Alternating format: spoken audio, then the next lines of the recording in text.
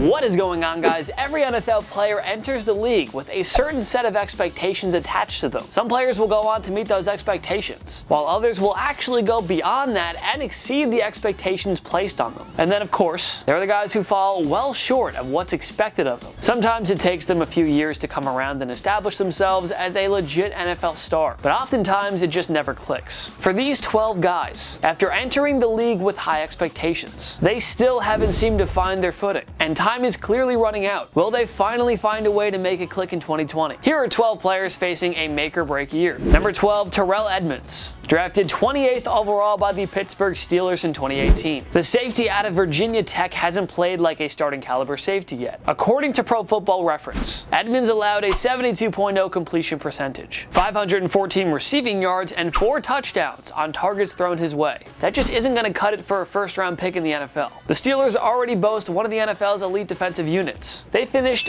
first in sacks with 54 last season. At midseason trade acquisition, Minkah Fitzpatrick emerged as a star, completely revamping their secondary. There is no shortage of star power on that Steelers defense, but Edmunds has been a liability far too many times in the secondary. If he can't rebound in 2020, the Steelers shouldn't hesitate to bench, release, or trade him. Number 11, KERRYON Johnson. Johnson showed the ability to be a long-term starting running back for the Detroit Lions in his rookie year. He finished with 641 rushing yards and 3 touchdowns in 10 games. Had he suited up the whole year, Johnson would have very well hit the 1,000-yard mark. But a knee injury sidelined Johnson for 8 games in 2019, and even when he was on the field, Johnson simply wasn't as productive. He averaged a mere 3.6 yards per carry and finished with 403 rushing yards and 3 touchdowns. The Lions clearly don't have much faith in Johnson to be a number 1 running back. They drafted Georgia product DeAndre Swift with the number 35 selection in the 2020 draft. The latter displays a superior skill set, and Matt Patricia will give him every chance to earn the starting gig in Detroit's backfield.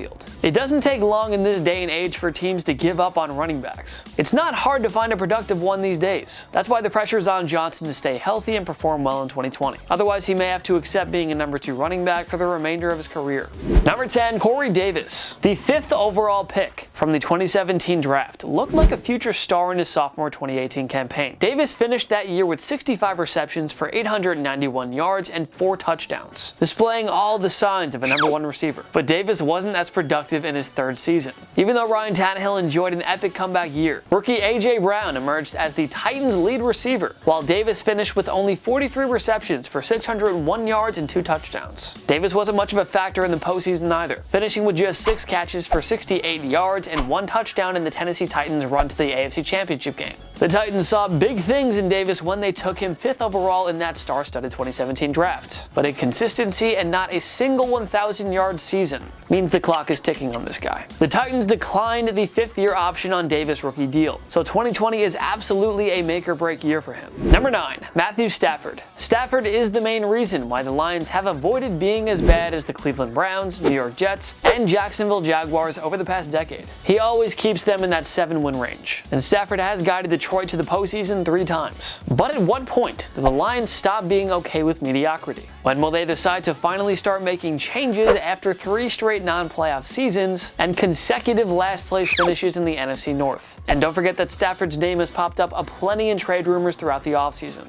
Perhaps the Lions are truly considering a complete rebuild. I mean, GM Bob Quinn and Coach Patricia will certainly be fired if they record a 3rd straight losing season. We all know what Stafford is capable of when he's on his game, but if the Lions flop again in 2020, their best bet is to trade Stafford and tank for the next couple of years. Find a new quarterback, new coach, new GM, and try to build a winner, rather than just sit back and hope that Stafford will magically carry a flawed team every year. Stafford has to be at the top of his game if he wants to stay in Detroit long term. Another disappointing season could very well lead to his departure from the Lions. Number 8, Takk McKinley. The Atlanta Falcons traded up to snag McKinley with the number 26 selection in the 2017 draft, hoping he'd upgrade a defense that imploded in Super Bowl 51 against the New England Patriots some months earlier. The future was suddenly looking bright on Atlanta's defense, with McKinley, Deion Jones, Keanu Neal, and Grady Jarrett. But the Falcons' defense has been downright atrocious since that Super Bowl heartbreak. McKinley showed promise in his sophomore 2018 season with 7 sacks, but that total slipped to just 3.5 in 2019. McKinley received a mediocre grade of 67.0 from Pro Football Focus for the 2019 season. That's barely a starting caliber grade. The Falcons have moved on from underachieving linebacker Vic Beasley and veteran corner Desmond Trufant. They already declined McKinley's fifth-year option, which means he'll likely be part of the drastic changes on Atlanta's defense if he doesn't put it all together in 2020. Number 7, O.J. Howard. Drafted 19th overall by the Tampa Bay Buccaneers in 2017. Howard was widely expected to emerge as a Pro Bowl pass catcher for Jameis Winston. He showed signs of breaking out in 2018, recording 34 receptions for 565 yards and 5 touchdowns. Howard had 11 total touchdowns through his first 2 seasons. He was a prime breakout candidate for the 2019 season. But shame on us for forgetting that Bruce Arians doesn't use his tight ends. Howard finished with 34 receptions for just 459 yards and only 1 touchdown. While the Buccaneers added Tom Brady and Rob Gronkowski in the offseason. The GOAT now has Mike Evans, Chris Godwin, Howard, Gronk, and another quality tight end in Cameron Brate to throw to. The Bucs can't wait forever on Howard. They can easily move forward with Brate and Gronk as their 2 tight ends. So if Howard can't put it together in 2020, don't be surprised if he's playing elsewhere in 2021. Number 6, Dwayne Haskins. It feels unfair and silly to place Haskins on this list, considering he was only drafted a year ago. But there are some important factors to consider here. New head coach Ron Rivera wasn't here when Washington drafted Haskins 15th overall. Then head coach Jay Gruden and team president Bruce Allen are long gone now. Rivera has no reason to be loyal to Haskins. Washington traded for Carolina Panthers quarterback Kyle Allen. You know, the guy who served as Rivera's starter in Carolina for most of the 2019 season before the latter was fired. Clearly Rivera is keen on giving Allen a shot at the starting duties. There's a lot of confidence there. So Haskins absolutely has to perform well. The problem is that outside of ageless wonder Adrian Peterson and stud receiver Terry McLaurin, he has almost no weapons to work with. How can Haskins expect to put up good numbers with a limited supporting cast? Haskins should probably get the first nod, but Rivera isn't going to be all that patient with him. If Haskins flops, Rivera will turn to Allen. Number 5, James Conner. Le'Veon Bell chose to sit out the entire 2018 season due to a contract dispute, so the Steelers made James Conner their lead running back, and the latter filled in admirably, with 973 rushing yards and 12 touchdowns, plus 55 receptions for 497 receiving yards, despite missing 3 games. The Steelers understandably had high expectations for Conner in 2019 following an apparent breakout season, but he was hampered by a shoulder injury and missed 6 games. Conner finished with just 464 rushing yards and 4 touchdowns for the season. The Steelers drafted Maryland running back Anthony McFarland in the 4th round, which put the pressure even more on Conner. Pittsburgh could also turn to Jalen Samuels, who showed some flashes in his 2018 rookie year. One way or another, Conner simply has to step up here in 2020. Another disappointing season will cost him his starting gig and perhaps his future in the Steel City.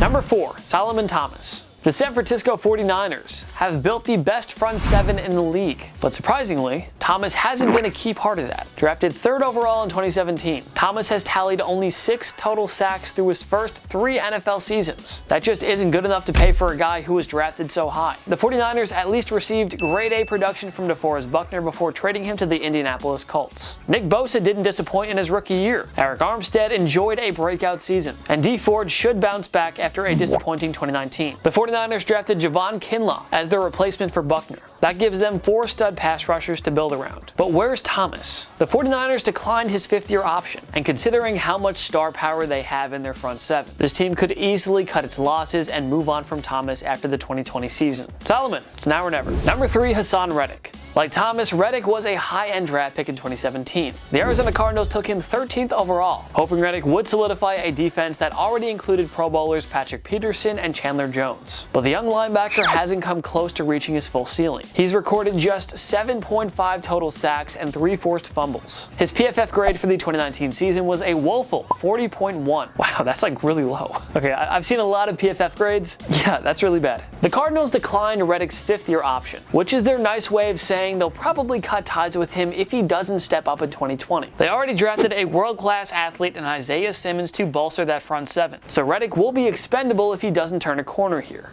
Number 2, Derek Carr. No more excuses for the Las Vegas Raiders quarterback. That's it. 3 straight losing years. Only 1 winning season since he entered the NFL in 2014. It's time to put up or shut up. John Gruden and Mike Mayock went all in for Carr this offseason. They drafted stud wide receiver Henry Ruggs after signing veteran Pro Bowl tight end Jason Witten and speedy receiver Nelson Aguilar. Those 3 joined a strong supporting cast that includes Tyrell Williams, Darren Waller, and Josh Jacobs. So if Carr cannot make the most of this group and take Las Vegas to the playoffs, Gruden and Mayock will happily move on from him. They signed Marcus Mariota in free agency, which was a savvy way to put the pressure on Carr. This is truly a make or break year for number 4. If he flops, Mariota might be the one who gets to revive his career in the Sin City. Number 1, Mitch Trubisky. I mean, come on, who else was going to be number 1? The football world is still surprised that the Bears are bringing back Trubisky. But to their credit, Chicago really went great lengths to put the pressure on him. They declined his 5th-year option, and GM Ryan Pace swung a trade for Super Bowl 52 MVP Nick Foles. It'll just take 1 or 2 bad outings from Trubisky in order for Pace and head coach Matt Nagy to finally give up. Foles may never recapture that magic he displayed in Philadelphia, but he's still a big-time upgrade over a struggling Trubisky. It feels like the Bears just don't want to admit their mistakes in drafting Trubisky over Deshaun Watson and Patrick Mahomes. But,